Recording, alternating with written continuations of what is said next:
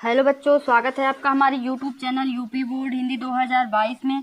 बच्चों, मैं आप सबको 2018 का हिंदी का प्रश्न पत्र हल कराऊंगी। आज आप लोग प्रश्न पत्र के लिए परेशान थे कि मैम प्रीवियस ईयर पेपर कब आएगा, मॉडल पेपर कब आएगा। तो बच्चों, स्टार्ट हो चुका है प्रीवियस ईयर पेपर और मॉडल पेपर। यह सब मैं आप सबको वीडियो के जरिए देना शुरू कर रही हूँ। और आज मैं आप सबको 2018 का सामान्य हिंदी प्रथम प्रश्न पत्र आप लोगों को हल करा के दिखाऊंगी। आप लोग इसको कीजिए, उसके बाद लगातार आप सबको प्रश्न पत्र दिया जाएगा। ठीक है, चलिए समय को न बर्बाद करते हुए मैं ले चलती हूँ आप सबको प्रश्नों की तरफ। तो प्रश्नों की तरफ चलने से पहले मैं आप सबको यह बता देना चाहती हूँ कि आप लोग अगर हिंदी का कंप्लीट कोर्स करना चाहते हैं तो आप लोग हमारे चैनल को सब्सक्राइब कर लीजिए। हमारे चैनल पर 10th क्लास और 12th क्लास के हिंदी का कंप्लीट कोर्स कराया जा रहा है। आप लोगों का कोई भी सेशन छूट न जाए, इसके लिए आप लोग चैनल को सबसे पहले सब्सक्राइब कर लीजिए। चलिए ले चलते हैं आप सबको प्रश्नों की तरफ। यहाँ पर देखिए सबसे पहले आप लोग समझ लीजिए, समय 3 घंटे और 15 मिनट का आप लोग को दिया जाता है और पूर्णांक 50 होता है। और हालांकि अब तो 70 का होगा क्योंकि प्रश्न पत्र एक ही हो गया है। पहले प्रथम प्रश्न पत्र था, उसके द्वितीय प्रश्न पत्र था, लेकिन अब एक ही हो गया। लेकिन प्रश्न कहीं थोड़ी ना गए हैं, प्रश्नों की तैयारी इन सब से भी करनी पड़ेगी। ठीक है, और जो 15 मिनट पहले 3 घंटे दिया जाता है, अभी जो 15 मिनट आपको बढ़ा कर दिया जा रहा है वह आप सबको प्रश्न पत्र पढ़ने के लिए दिया जा रहा है। ठीक है, और चलिए ले चलते प्रश्न की तरफ चलते हैं। पहला प्रश्न यहाँ पर क्या है, देखिए पहले प्रश्न में क्या होता है, क ख ग घ अंग तक का आप लोगों को प्रश्न दिया जाता है जो कि वस्तुनिष्ठ प्रश्न होता है, यानी बहुविकल्पी होता है। उसमें आपको सिर्फ टिक करना होता है। तो चिंतामणि के रचनाकार कौन है, तो इसके रचनाकार आचार्य रामचंद्र शुक्ल जी हैं। इसी तरह से आप लोगों को कॉपी भी लिखना रहता है। आगे यहाँ पर देखिए, क्या भूलूं क्या याद करूं किस विधा की रचना है, तो यह आत्मकथा है। यह सब आप लोगों को मैं प्रश्न आप लोगों को दूंगी। 289 प्रश्न एक में है और कुछ 300 करके एक में प्रश्न है। मैंने काट छांट कर बनाया हुआ है जिससे कि बाहर कुछ भी नहीं आएगा। आपका यह 10 नंबर जो है उसमें से पूरा मिलेगा ही। तो आपके अगर आपने उस प्रश्न को पढ़ लिया, उस वीडियो को देख लिया, तो आपके 10 नंबर पक्के हैं। और समझ लीजिए बच्चों कि 1 नंबर भी आपके लिए बहुत जरूरी है। किसी भी नंबर को 1, 2 नंबर या फिर 10 नंबर, 7 नंबर, किसी भी नंबर को आपको यह नहीं समझना है कि इतने नंबर से क्या होगा। 1 नंबर भी हमारे लिए उतना ही जरूरी है जितना कि 10 नंबर जरूरी है। ठीक है, और ये देखिए, ग का भूले बिसरे चेहरे रेखा चित्र के रचयिता कौन है, तो यह है कन्हैया लाल मिश्र प्रभाकर। और उसके बाद घ में आइए, पहले का ही घ है, बाणभट्ट की आत्मकथा के लेखक हैं हजारी प्रसाद द्विवेदी जी। कौन है, हजारी प्रसाद द्विवेदी जी। यह सब आपको जब आप लोग मतलब कुछ 500 के करीब क्वेश्चन है आप लोग पढ़ लेंगे तो आप लोगों को कहीं से भी कुछ भी छूटेगा नहीं। सभी प्रश्न आप लोगों को आते रहे। बोर्ड माध्यमिक शिक्षा बोर्ड के अनुसार ही सब कमेटी बैठकर हम सब निर्णय करते हैं, फिर ही आपको क्वेश्चन देते हैं। इस तरह से हम लोग क्वेश्चन कभी नहीं देते हैं बिना विचार किए। तो उसमें से सभी प्रश्न आपके फंसने ही फंसने हैं। इसीलिए बोल रही हूँ कि आप लोगों को 95% लाना है, क्योंकि देखिए अभी लैपटॉप वितरण किया जा रहा है, लेकिन उन्हीं बच्चों को ज्यादातर दिया जा रहा है जो 65% के ऊपर है। तो आप लोगों को कम से कम 70 यानी कि 70 से तो ऊपर आना ही है। उसके बाद आप लोगों के ऊपर निर्भर करता है कि आप लोग किस तरह से मार्क लाने वाले हैं। और अंग पे देखिए, निम्नलिखित में से किस निबंध संग्रह की रचना हरिशंकर परसाई द्वारा की गई है, तो यहाँ पर देखिए पहला ही है इसका, पगडंडियों का जमाना जो है, यह निबंध संग्रह हरिशंकर परसाई द्वारा की गई है। और ये देखिए दूसरे का आंगन के पार द्वार रचना, यह भी देखिए इसमें आया हुआ है, हमने अपने प्रश्न में भी इसको लिया हुआ है। और आंगन के पार द्वार रचना जयशंकर प्रसाद जी हैं। ख देखिए, हिंदी साहित्य के आदिकाल के लिए चारण काल का नाम दिया हुआ है, तो चारण काल का नाम दिया है राम कुमार वर्मा ने। उसके बाद ग देखिए, ये 2 का ग है, लहर के रचनाकार, देख रहे हैं ना, लहर के रचनाकार कौन है, जयशंकर प्रसाद हैं। और निम्नलिखित में से नई कविता के लेखक कौन है, सच्चिदानंद हीरानंद। यहाँ पर देखिए जयशंकर प्रसाद दिया हुआ है, रामधारी सिंह दिनकर दिया हुआ है, जगन्नाथ दास रत्नाकर और सच्चिदानंद हीरानंद वात्स्यायन अज्ञेय दिया हुआ है। तो यही होंगे, सच्चिदानंद हीरानंद वात्स्यायन अज्ञेय। और अंग का देखिए, हिंदी साहित्य के किस काल को पूर्व मध्य काल कहा जाता है? मैंने यह भी आप सबको पढ़ाया हुआ है कि किस काल को पूर्व मध्य काल कहा जाता है। आदि काल को क्या कहा जाता है, रीति काल को क्या कहा जाता है, आधुनिक काल को क्या कहा जाता है, भक्ति काल को क्या कहा जाता है। यह सब मैंने अपने वीडियो में पढ़ाया। आप लोग उसमें प्लेलिस्ट में जाकर, हमारे चैनल पर जाकर प्लेलिस्ट में जाकर आप देख सकते हैं।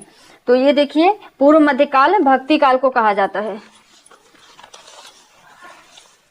उसके बाद तीसरा प्रश्न देखिए, निम्नलिखित अवतरणों में से किसी एक की संदर्भ सहित व्याख्या कीजिए। तो आपको संदर्भ सहित, देखिए एक दिया हुआ है, दो दिया हुआ है, इनमें से सिर्फ एक ही का आपको संदर्भ सहित व्याख्या करना है।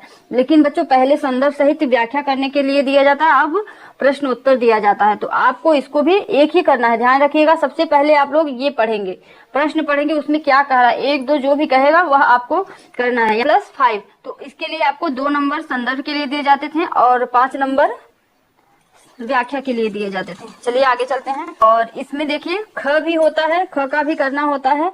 तो इसमें दिया हुआ है 3 का ख, निम्नलिखित में से किसी एक सूक्त की संदर्भ सहित व्याख्या की। इसका भी जो आपके पाठ है उसी में से यह दिया हुआ है। तो आपको उनका सिर्फ एक लाइन दे दिया हुआ है, जिसके लिए आपको कम से कम नहीं कुछ तो 1 पेज आपको व्याख्या करना है और संदर्भ के साथ करना है। तो संदर्भ के लिए आपको 1 नंबर दिया जा रहा है और व्याख्या के लिए 2 नंबर दिया जा रहा है। और यहाँ पर देखिए चौथा प्रश्न, चौथा का क, निम्नलिखित अवतरणों में से किसी एक की संदर्भ सहित व्याख्या कीजिए। वह आपको अभी मैंने जो दिखाया वह गद्य से लिया हुआ है और यह जो अभी बता रही हूँ यह आपके पद्य से लिया हुआ है। तो पद्य से भी 2 है, इनमें से आपको एक ही करना है। अगर आपको यह ऊपर वाला आता है यानी कि पहला, तो वह करिए, ऊपर वाला नहीं आता है तो दूसरा वाला करिए। दोनों में से आपको एक करना है, संदर्भ सहित व्याख्या कीजिए। इसमें संदर्भ सहित व्याख्या, अभी जो प्रश्न अब आता है उसमें आपको प्रश्न दिया जाता है। और उसके बाद ख देखिए, वही ख का भी है, एक ही लाइन दिया हुआ है। देखिए, दुर्बलता ही चिन्ह विशेष शपथ है। यह आपके सिलेबस से ही दिया हुआ है, तो आपको सिलेबस से आप पढ़े होंगे तो आराम से उसका व्याख्या कर सकते हैं। संदर्भ सहित व्याख्या करना है, वही 1 नंबर संदर्भ के लिए, 2 नंबर व्याख्या के लिए। उसके बाद 5वां प्रश्न देखिए, निम्नलिखित में से किसी एक लेखक का साहित्यिक परिचय देते हुए उनकी रचनाओं का उल्लेख कीजिए। पहले जीवन परिचय आता था, अभी देखिए साहित्यिक परिचय पूछा जाने लगा है। तो आप लोगों को जीवन परिचय नहीं, जीवन परिचय यानी कि आपको उनके माता पिता, उनका जन्म कब हुआ था, यह सब नहीं बताना है। उनके साहित्य के बारे में बताना है कि वे अपने साहित्य में क्या क्या कविताएं किए हैं, क्या क्या किए हैं, किस तरह से उनकी शिक्षा दीक्षा हुई है, यह सब आपको लिखना है। उसके बाद छठा देखिए, छठा में भी यह आपके गद्य से लिया हुआ है, यह आपके पद्य से लिया हुआ है, ठीक है। और उसके बाद यहाँ पर देखिए बहादुर अथवा लाठी कहानी के 7वां प्रश्न है। 7वां प्रश्न का बहादुर अथवा लाठी कहानी के उद्देश्य पर प्रकाश डालिए। आप लोगों को यह भी मेरे चैनल पर पढ़ाया जा रहा है, पूरा कहानी भी। हालांकि यहाँ पर लाठी जो है अभी आपके सिलेबस में नहीं है, तो आपको उसको नहीं पढ़ना है। यह तो पिछला पेपर है, इसलिए आपको यह दिखाई दे रहा है। बहादुर लाठी कहानी के उद्देश्य पर प्रकाश डालिए, तो आपको किसी एक कहानी पर प्रकाश डालना है। और यहाँ पर देखिए ध्रुव यात्रा, पंचलाइट, यानी कि 4 कहानियां हैं जो कि पूरी की पूरी आपको पेपर में दी जाएंगी। अगर आप कोई एक कहानी अच्छे से तैयार कर लेते हैं तो आप लोग आराम से 4 नंबर ले सकते हैं। और ले सकते नहीं, आप हमारे स्टूडेंट हैं, आपको लेना है, क्योंकि आप लोग जब अच्छा नंबर पाएंगे तो हमें भी बहुत खुशी मिलेगी। और ये 7 का ख देखिए, स्वपठित नाटक के आधार पर निम्नलिखित प्रश्नों में से किसी एक का उत्तर दीजिए। पहले नाटक भी रहता था, देखिए कुहासा और किरण सुनंदा का चरित्र चित्रण इसमें करना रहता था, लेकिन अभी नाटक सिलेबस से हटा दिया गया। जो 30% सिलेबस रिड्यूस है उससे नाटक हटा दिया गया है। और उसके बाद यहाँ पर देखिए ये सब नाटक ही हैं आपके, बहुत सारे नाटक तो सिलेबस से हटा दिया गया है। तो हम इस पे समय न बर्बाद करते हुए दूसरे प्रश्न पर चलेंगे। आपका देखिए जब प्रश्न पत्र 1 हो गया है तो नंबर भी एक एक प्रश्न पे ज्यादा होंगे। और देखिए 8वां प्रश्न, स्वपठित खंड काव्य। देखिए सबसे अभी यह प्रश्न पत्र में लास्ट प्रश्न है, उसके बाद द्वितीय प्रश्न पत्र अगले वीडियो में मैं आप सबको दूंगी। यह देखिए खंड काव्य। खंड काव्य जो है वह अपने जिला के अनुसार आप लोगों को करना होता है, यानी कि आपका कॉलेज, आपके घर का जिला नहीं देखा जाएगा। आपका कॉलेज जिस जिला में होगा उस जिला में एक खंड काव्य निश्चित किया हुआ होता है। तो आपका स्कूल जिस जिला में होगा उसी हिसाब से आपको खंड काव्य करना है। आप चाहे स्कूल से पूछ सकते हैं, या तो मेरे वीडियो में जो सिलेबस है, मैंने एक सिलेबस में बताया हुआ है कि कौन सा खंड काव्य किस जिले के बच्चों को करना है। तो आप लोग उस वीडियो पे जाकर देख सकते हैं कि किसे कौन सा खंड काव्य करना है, क्योंकि एक ही खंड काव्य करना है। मुक्ति यज्ञ है, श्रवण कुमार, सत्य की जीत, रश्मि रथी, त्यागपथी और इस तरह से अवलोकवृत। तो आप लोगों को सिर्फ एक ही करना है, तो आप लोग एक ही पढ़ेंगे और के समय तो बर्बाद नहीं करना है।